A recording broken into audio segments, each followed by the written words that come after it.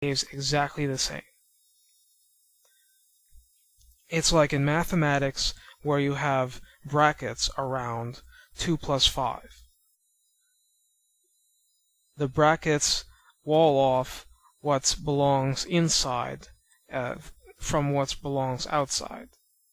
To the outside, all that's seen is 7, but on the inside there's an equation, 2 plus 5. At any rate, it's put into an equation as if it's one number. Quickly going over expression notes from the source material. Ano, which I mentioned briefly before, is similar to in how it's used. Could I ask you something? Are you a foreign exchange student? It expresses, lightly, a concern about causing offense or annoyance. Annoyance in Japanese is known as meiwaku, and avoiding it, for the sake of social harmony, is a major principle of interpersonal behavior. Also, there is eto, which is like E-R-M, like that. You will see that, but you will see that less often than ano. Besides hai and another response used for highly informal situations, often by children, but certainly by girls, is and older men might go for like the English very, very tiny differences, but that's more of a vague thing, and it can be vague in either language. So it doesn't necessarily mean yes, doesn't necessarily mean no. But in context, it probably is one or the other. It just depends on knowing what's going on. So now we head into numbers, which I wanted to go over in some detail. Now, I can't really show a lot of this off with written material until I'm dealing with people who can read hiragana and katakana, but I can cover some basic things. First, we'll cover 0. Japanese people will say both re for 0 and 0, the English 0. And that means the same thing. Re and 0 mean the same thing. They mean the big O-like number. Then we get to decimal points. When the Japanese people express decimals, they use the pronunciation 10 for point.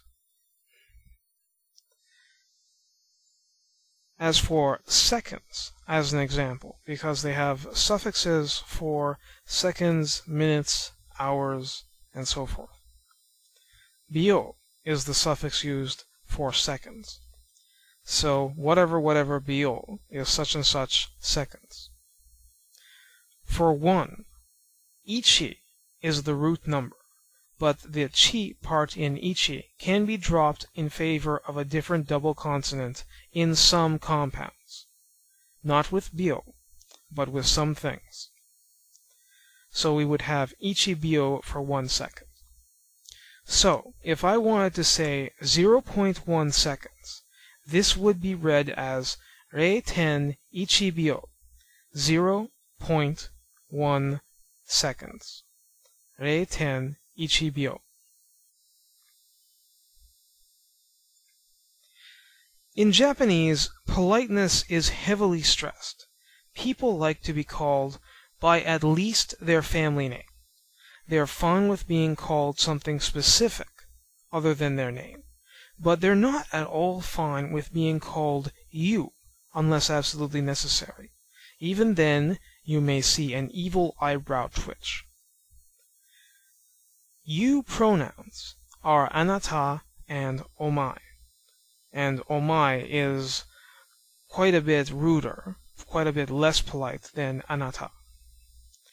And in anime novels and so forth, you will have girls who are saying, I'm not you, I'm, and then they say their name, because they don't want to be referred to in that impersonal way. Speaking of addressing people in different ways, we have different suffixes, such as san, and san is used for regular, ordinary adults. Saying it after the family name is polite. saying it after the given name is familiar. It's being closer. It's being more intimate. Whether that's desired by the other party or not, that's the way that it's expressed. Chan, as a suffix, is a term of endearment and is usually reserved for children, girlfriends, wives, and so forth. Kun, as a suffix, is a term of closeness used for subordinates, such as a teacher to high school students. Also, it will be used in the workplace by male bosses, male managers to women who are junior to them, but it's usually used for men. If it's used for women or for girls, it's treating them practically like one of the boys, as they say in feminism. As for sensei, sensei as a suffix is used for any kind of instructor. It is not used for, quote, teachers, unquote, alone. And speaking about sensei for a bit, because someone would be asking me sooner or later, yes, it's not a faux pas to refer to a tutor, such as myself, as sensei, even though I'm not a teacher at a university, I'm not a teacher at a high school, elementary school, I'm a tutor. There are English speakers who might be horrified at the idea I could be addressed as teacher. I'm not part of the union. But a sword instructor or a karate dojo instructor would both be addressed as sensei, as a term of respect for their position, in addition to any personal affection a person might have. So, you can also use sensei as a pronoun. Rather than simply say Hiroshi sensei, someone could simply address this teacher named Hiroshi as sensei, and that's it. You don't need to even put it as uppercase, because it's not a proper name. So yes, you can address a mere Japanese tutor, such as myself, as simply sensei, but you have to understand, it's a sign of respect that's not obligatory. But one thing to say, non-obligatory respect is flattering to the other party. And I want you to remember that, because it's important in Japanese social interactions. If you don't have to do it, but you do it anyway, it tends to get you some respect. And a note about Japanese name order. Japan isn't the only country that does this, but Japanese names in native Japanese are always, unless explicitly stated or shown to be otherwise, written with the family name first. In English, we might read a name Hiroshi Sato. In Japanese, we would read this as Sato Hiroshi. In English, Naomi Tanaka. In Japanese, Tanaka Naomi.